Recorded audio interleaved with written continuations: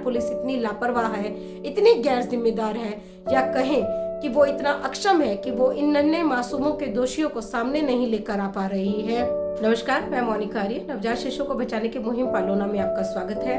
मैं आपको लेकर चल रही हूँ बिहार के जिले नालंदा में, जहाँ एक नवजात शिशु का शव नाले में नजर आया है। ये जो घटना है ये हुई है नालंदा के लहेरी थाना क्षेत्र अंतर्गत बिहार शरीफ प्रखंड कार्यालय के समीप। यहाँ स्मार्ट सिटी के अंतर्गत सीवर लाइन का काम चल रहा है और यहाँ काम कर रहे मजदूरों ने देखा, ये घटना एक्चुअली शनिवार की सुबह घटी है। वहाँ काम कर रहे थे कुछ मजदूर और उन्होंने देखा कि नाले में एक नवजात शिशु का शव तैर रहा है ऊपर। पुलिस को इन्फॉर्म किया गया, जो लहरी थाना है वहाँ इन्फॉर्म किया गया और वहाँ के जो थानाध्यक्ष है वो खुद अपनी टीम के साथ वहाँ पहुंचे, सुमोद कुमार जी, और बच्चे के शव को उस नाले में से निकलवा कर उसके पोस्टमार्टम के लिए सदर अस्पताल भिजवा दिया गया। पुलिस जांच पड़ताल कर रही है। आसपास की जो दुकानें हैं उन्हें खंगाला जा रहा है, देखा जा रहा है कि बच्चे के शव को वहाँ किसने डाला। लोगों का मानना है कि आसपास जो निजी क्लिनिक है, अस्पताल है, वहीं से बच्चे को लाकर इस नाले में डाल दिया गया। सबसे इम्पोर्टेंट बात यह है कि जहाँ ये बच्चा मिला है वहाँ सरकारी कार्यालय तो है ही, लेकिन इसके साथ साथ वहाँ डीएम और एसपी का आवास भी है। यानी कि जिन्होंने बच्चे को वहाँ नाले में डाला है वो बिल्कुल इस बात से निश्चिंत थे कि पुलिस उन तक कभी नहीं पहुँच सकेगी और वो कभी भी कानून की जकड़ में, कानून की पकड़ में नहीं आ पाएंगे। और इसके पीछे एक वजह भी है। एक्चुअली 10 दिन पहले भी बिहार शरीफ में एक बच्चे का शव मिला था।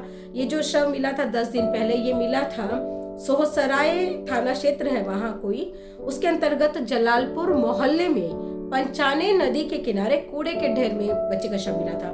उस शव को भी पोस्टमार्टम के बाद दफना दिया गया था और उसके कुछ पता नहीं चल पाया कि जो उसके दोषी हैं किसने बच्चे को वहां लाकर डाला था।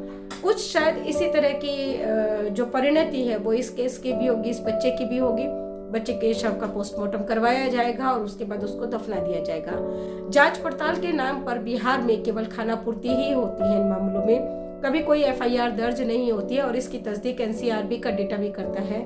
नेशनल क्राइम रिकॉर्ड ब्यूरो का डेटा कहता है कि बिहार में कभी किसी नवजात शिशु की ना तो हत्या होती है, ना ही उसको परित्यक्त छोड़ा जाता है, लावारिस अवस्था में छोड़ा जाता है। जबकि पिछले कुछ सालों में पालोना में बहुत सारे ऐसे केस दर्ज हुए हैं जो कि बिहार के अलग अलग जिलों में अलग अलग स्थानों पर घटे हैं। और जैसा कि आपने अभी देखा भी कि गोपालगंज का हमने जिक्र किया, गोपालगंज सीडब्ल्यूसी से आपने खुद सुना कि वहाँ जो अभी बच्चा मिला है वो उसके पैर को चूहे ने काट लिया था।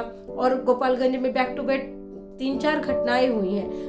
गोपालगंज अकेला इलाका नहीं है, वहाँ बिहार के हर जिले में लगभग इस तरह की घटनाएं होती ही रहती हैं, लेकिन वो पुलिस के रजिस्टर में कभी दर्ज नहीं हो पाती है, सिंपल सनहा बनकर रह जाती हैं, कोई एफआईआर दर्ज नहीं होती है। इसका नतीजा ये होता है कि एनसीआरबी के डेटा में भी कभी रिफ्लेक्ट नहीं करती हैं। एक बार एक एसपी स्तर के अधिकारी से मैंने पूछा था कि ये जो बच्चों के शव मिलते हैं या बच्चे मिलते हैं, क्या पुलिस इन बच्चों के दोषियों तक पहुंच सकती है कि किसने बच्चे की हत्या की है?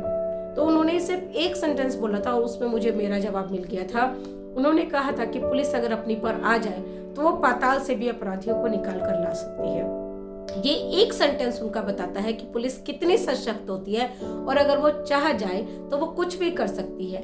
प्रॉब्लम ये है कि इन बच्चों के लिए कभी भी कोई माता पिता या समाज सामने नहीं आता है, कभी नहीं कहता है कि इन बच्चों के दोषियों को पकड़ा जाए, और इसका फायदा वो लोग उठाते हैं जो इन नन्हे मासूमों की खुलेआम हत्या करके उनको वहां पर या तो नाले में बहा देते हैं या कूड़े के ढेर पर डाल देते हैं या कहीं भी इस तरह से जीवित अवस्था में छोड़ देते हैं, जिसमें कि बच्चे की अमूमन डेथ हो जाती है। पालोना इस नृशंसता के खिलाफ है, वो इसका कड़े शब्दों में विरोध दर्ज कराता रहा है। ये जो YouTube चैनल शुरू किया गया ये भी उसका एक विरोध जताने का जरिया है। हम ये चाहते हैं कि बिहार पुलिस तक ये वीडियो किसी तरह से पहुंच जाए, वो जाने कि उसकी छवि क्या बन रही है सोसाइटी में, समाज में, देश में, क्या उसको लेकर सोचा जा रहा है कि बिहार पुलिस इतनी लापरवाह है, इतनी गैर जिम्मेदार है, या कहें कि वो इतना अक्षम है कि वो इन नन्हे मासूमों के दोषियों को सामने नहीं लेकर आ पा रही है।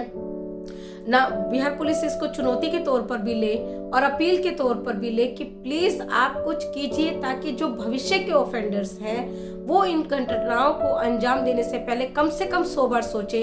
वो ये सोचे कि अगर उन्होंने किसी बच्चे के साथ ऐसा किया तो बिहार पुलिस के हाथ उन तक पहुंच जाएंगे और वो सलाखों के पीछे होंगे, जैसा कि कई स्टेट्स में हो रहा है।